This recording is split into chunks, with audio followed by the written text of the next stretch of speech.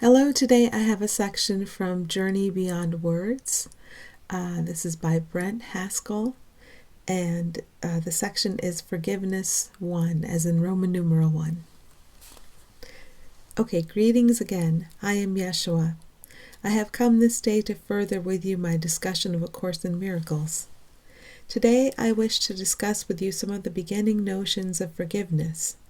You have already read that forgiveness is what this course is all about, that forgiveness is your salvation, that forgiveness is your happiness, that forgiveness is the light in which you shall see. The lessons also said, God is the light in which I see, lesson 44. So forgiveness is of major importance.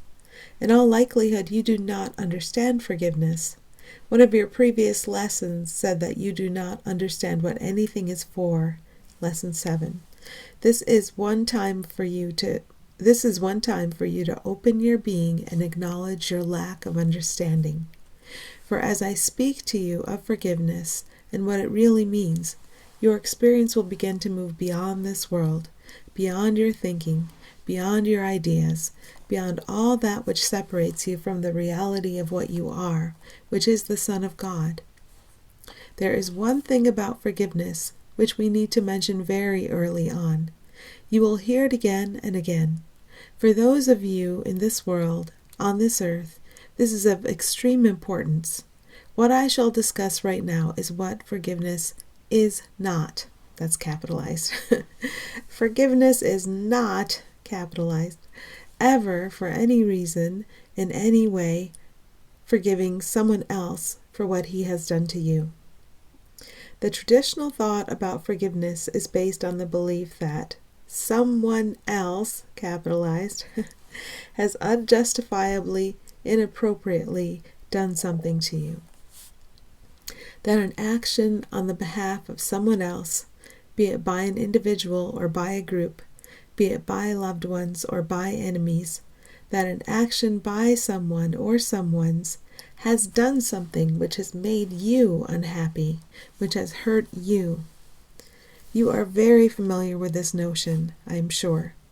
And when you forgive, the notion has always been that you would somehow look beyond and look past the wrong they have done. And so you would say, I forgive you for committing this wrong against me. I'm going to pause for a moment just to share what I've been seeing. So when this perception comes in, that someone has done something and it has caused hurt to me, the me I'm seeing in that moment is a vulnerable me. It's someone who could be hurt. And that's kind of what I've cherished and nurtured as an identity.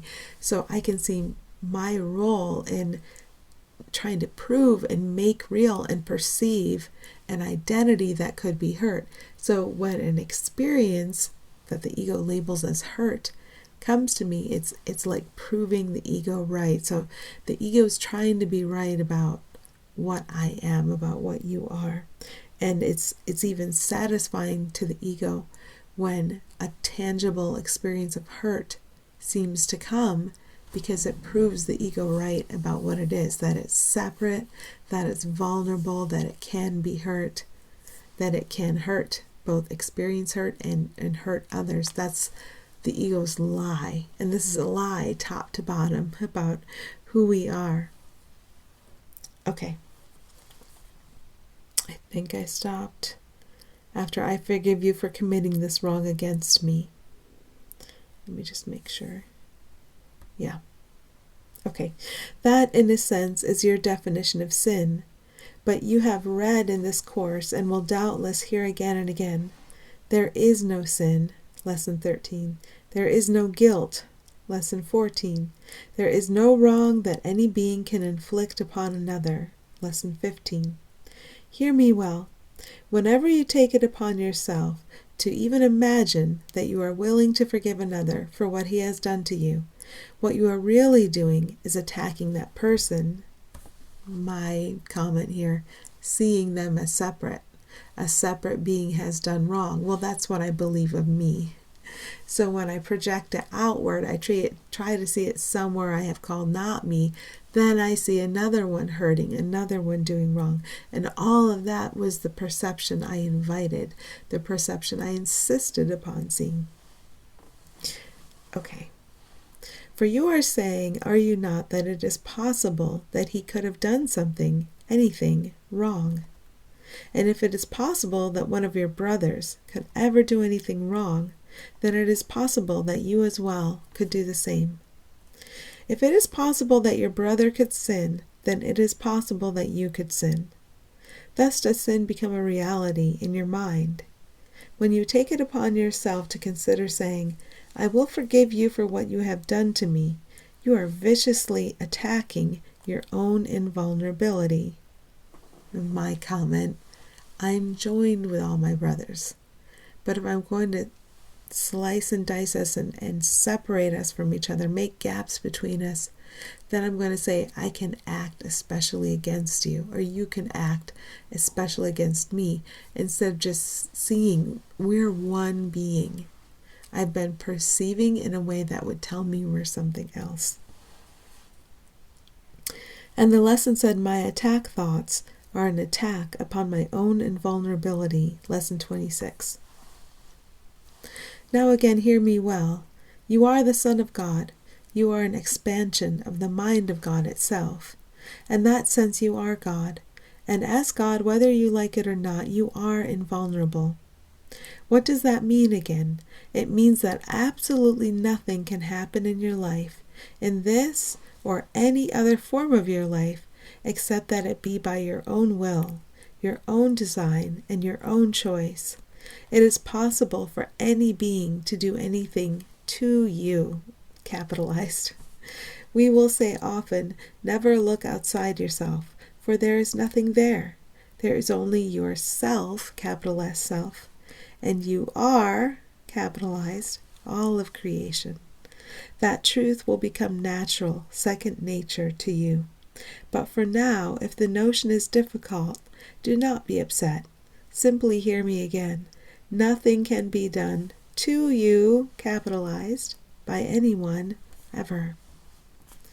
As you open more and more to that thought, to that realization, and to the experience behind it, you will come to know that everything you experience is indeed your own choice, even that which you call pain and misery and hurt. And all of your vain imaginings that you can be unhappy are but your own choice. I had the opportunity to see this morning that the perception of being ignored, like seemingly completely outrageously ignored, seemingly, right? That must have been what I wanted to see, and it did seem to prove my my separation, as an entity that could be ignored or left out. And so just seeing how tangible that feels, how real that feels, and noticing the emotions that come up, and noticing the very specific thoughts, I believe, I can see that this is something like I'm trying actively to keep in place, this perception of what I am not. And so we begin to approach our emotions from an entirely different angle, to become the signal that we're trying to hold in place, a perception of what we are not, a perception of what others are not. And then we become willing to remember, well, what are we really? And how does it feel, or what state of awareness is here when I'm seeing us as we truly are? Not able to do wrong, not able to hurt, not able to be hurt, not truly, not in our true being. Then that's very different. And then peace is here, and shared joy seems possible. Okay, where did I stop? I'll just go to the top of the page, I guess. Okay. As you open more and more to that thought, to that realization, and to the experience behind it, you will come to know that everything you experience is indeed your own choice, even that which you call pain and misery and hurt, and all of your vain imaginings. that you can be unhappy are but your own choice. Hear me well. If any other being seems to participate in acting out your choice to be unhappy, it is only out of love, and because you wanted him to be there. So how can you, when you should be saying thank you, turn it around and say, I forgive you for the wrong you have done to me?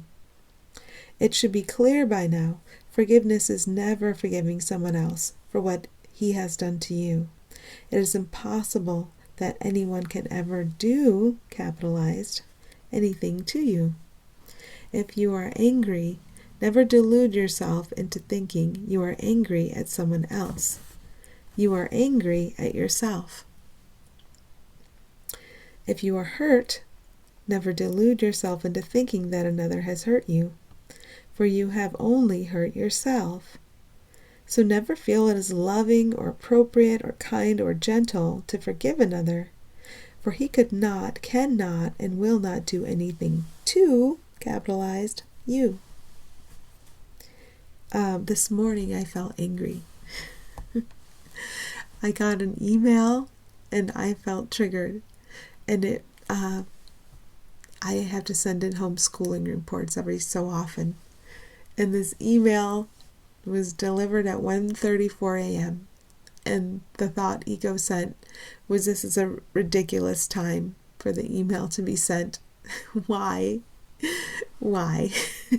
Even though I didn't see it till I got up, right?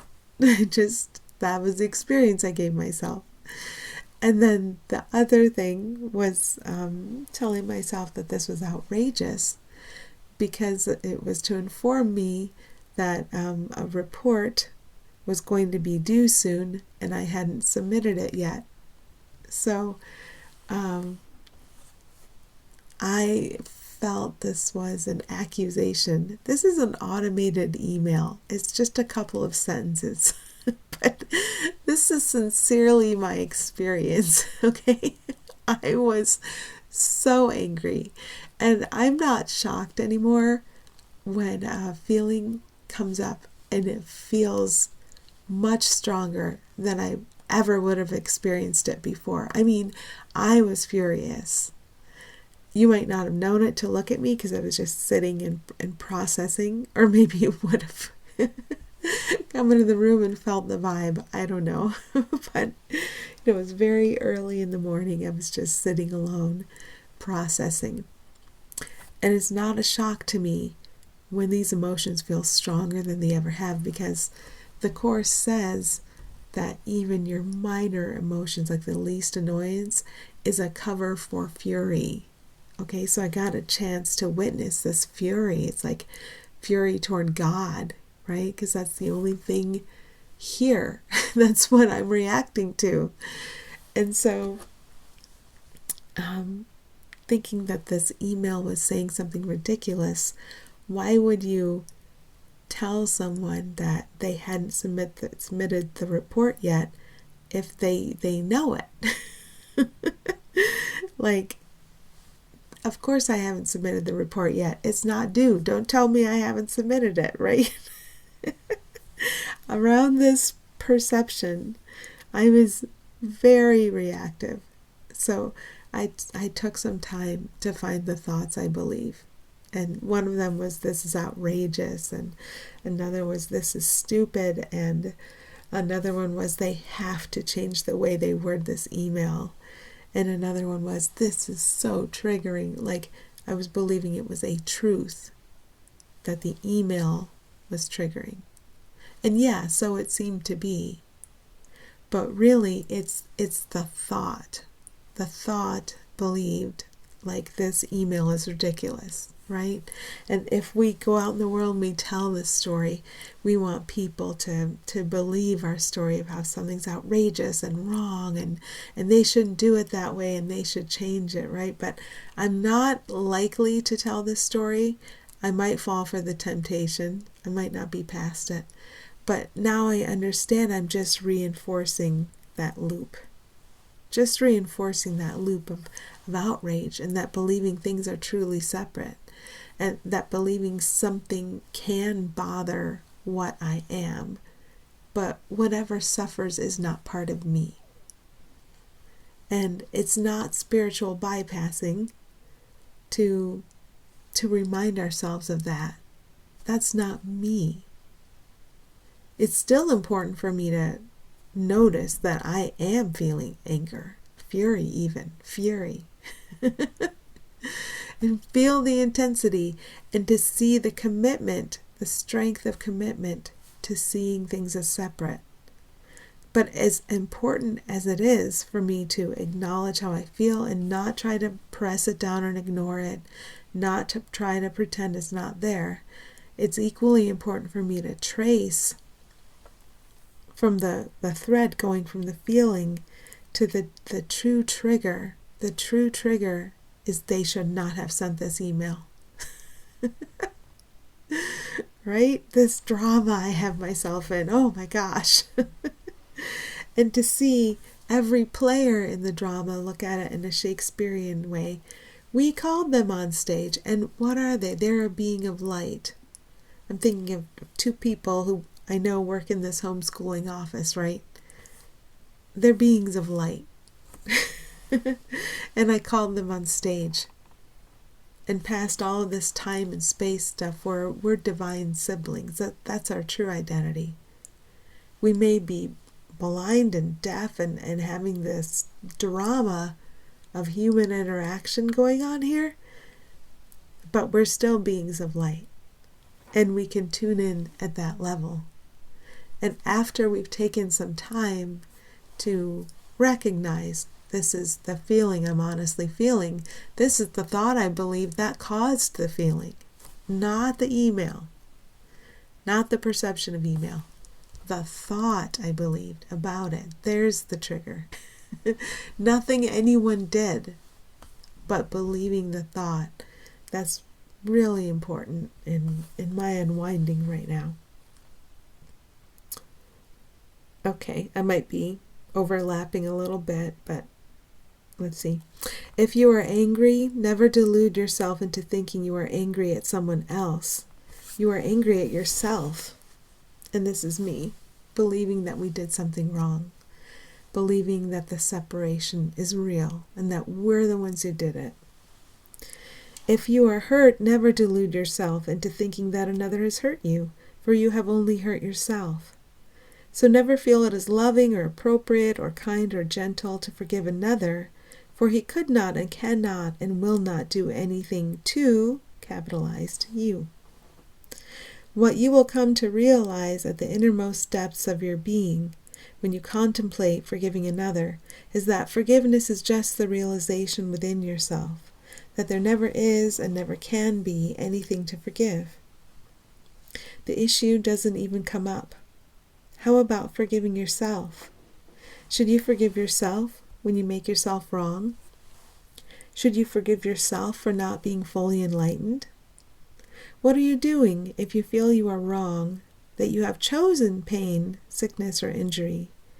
You are believing in your thinking that if you were more advanced, fully enlightened, as it were, you wouldn't be feeling the pain. And so you conclude you must be wrong. Do you see it as the same? If you can sit in a moment of frustration and label yourself as wrong or not perfect as you see it, then your brother likewise becomes capable of error. Yeah, I think there's an important distinction here. The ego thoughts are always wrong, but what we are as beings is holiness, is innocence, is wholeness, is rightness, right? As beings as we are. So we wouldn't take the being and make the being wrong, but all of the ego thoughts are wrong. And when I can acknowledge, the Course says, something to the effect of acknowledge that you have been wrong, and that becomes our saving grace. So I said one time, wrong all day long, like that's my joy, is to discover that I've been wrong, meaning that the ego thought's always a lie. The ego thought, which is not me, it's not coming from me, it's something I imagined. It's imagination, it's nothing. It's not something. That's the thing that's wrong. Okay. Let's see where left off. If you can sit in a moment of frustration and label yourself as wrong or not perfect as you see it, then your brother likewise becomes capable of error. Thus you generate anger at him and at yourself in exactly the same form, although perhaps more subtle, as when you elect to forgive him or blame him for doing something to you. And this is just me again. Our old sense of forgiveness is the same as blame. It's blaming them first. You did wrong, but I will continue and in peace along this road with you.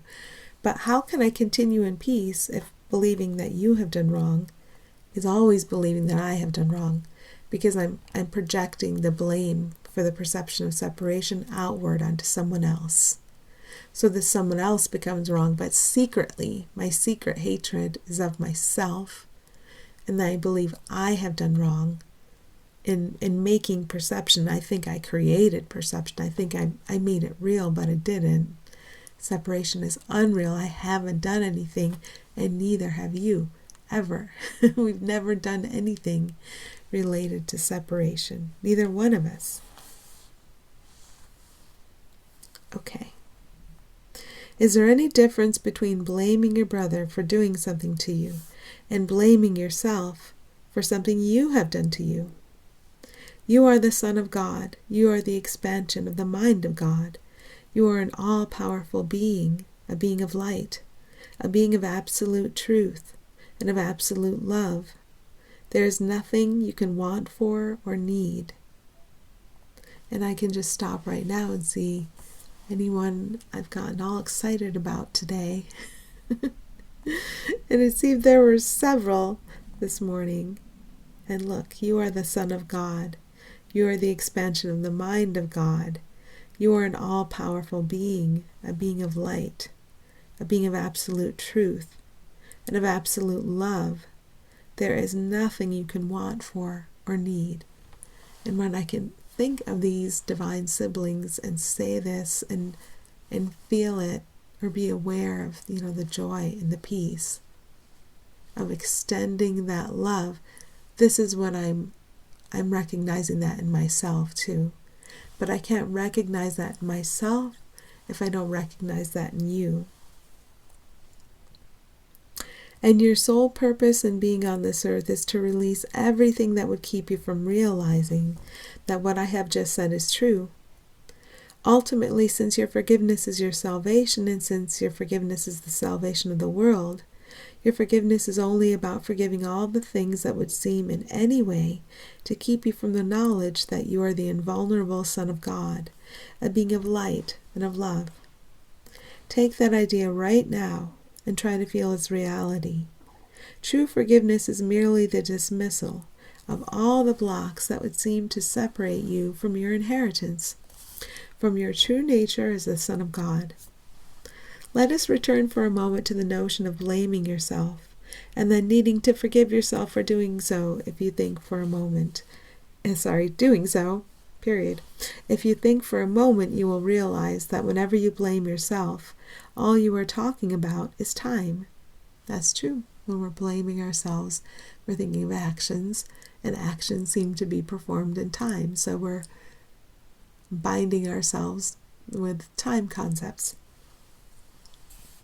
When you hear within your being the truth that you are the Son of God, that you are invulnerable, you already know that you are perfect, that perfect love and happiness are yours. But what you feel as you live on this earth is that perfect love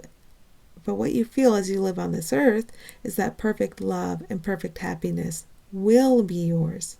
Do you hear the difference? What you are doing when you would blame yourself for not being perfect right now is worshiping time. Just letting that sink in. We're blaming anyone or anything. We're worshiping time because we're focusing on events unfolding in time as if they were real. To the extent that you ever feel frustrated over not being fully enlightened, over not being completely peaceful, over not being healed of all pain, all sickness, and all sorrow, What you are doing is substantiating what you call time, and you are choosing time above the voice of God. Now, it is not wrong for you to do that, for your choosing to come and live in human form is a choice to experience your body and space and time. And your forgiveness will take you beyond all those blocks, the major ones being your body and space and time itself, all perceptions. In your forgiveness, you will be freed from the prison of space and time in your body, for they are but products of the thoughts you have. And we have said often before that your thoughts do not mean anything. Your forgiveness will lead you to a point where you will know, beyond your ideas and thoughts, that your body and space and time itself are but your thoughts, which do not mean anything. Yeah, all body, space, and time thoughts generate the perception of body, space, and time, and ultimately are not real. Therefore, you are free. We're free of the limits of all things we have imagined. We've imagined the limits, and we're actually free of those. So in your forgiveness, you will be free. Hear me well. I have said you will be free. For I honor with love your belief in time. I do not make you wrong for the choice you have made to be human, to live on this earth. Neither make yourself wrong. When you feel frustration, when you feel sick, when you feel deformed, when you feel pain in your life, when you feel life is complex and you do not have the answer, realize that all you are doing is believing in time and believing in space, mostly in time. Now begin to feel within your being that time shall pass away.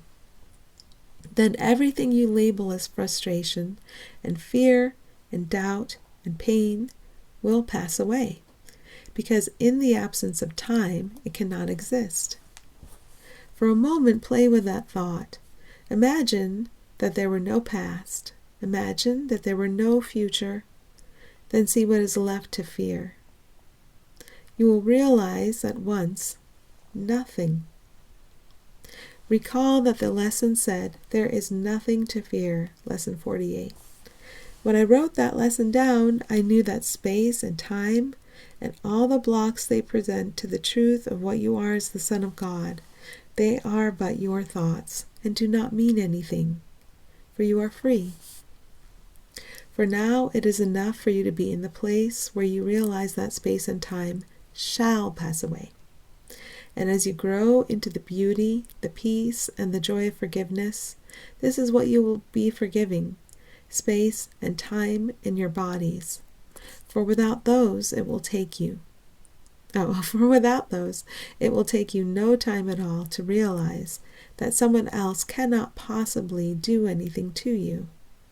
For you, along with God, are the creator of the universe. And in that moment, you will know your freedom. For now, when you find yourself tempted to blame yourself, realize that what you are doing is trying to honor space and time, and to honor thoughts which ultimately do not mean anything. Then go back to the lesson where you said, I do not understand what anything is for, lesson 7. Go back to the lesson that says, God's voice speaks to me all through the day, lesson 49. And always go back to the lesson that says, there is nothing to fear, lesson 48.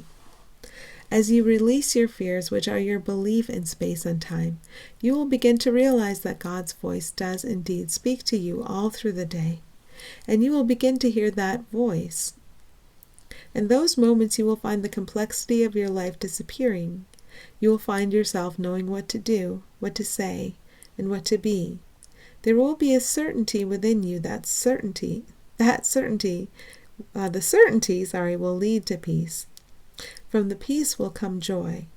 In your joy, you will know there is nothing to fear. And in your release from fear, you will be growing in forgiveness. Never make yourself wrong. Only go back and say, I do not understand what anything is for. Lesson 7. Then do your best to open to the voice of God, which does speak to you all through the day. As you open, you will hear the voice. And the only thing that keeps you from following the voice is your belief in space and time. As you hear the voice of God, do your best to say, "There is nothing to fear." Lesson 48. For then you shall be moving toward your freedom and your peace and your joy and love. Above all, do not make yourself wrong. You cannot be wrong, for you are the Son of God. You are the expansion of the mind of God itself. You are the happiness, the joy, the light, and the beauty of the entire universe. Blessings upon you all. That is all. Okay, thank you.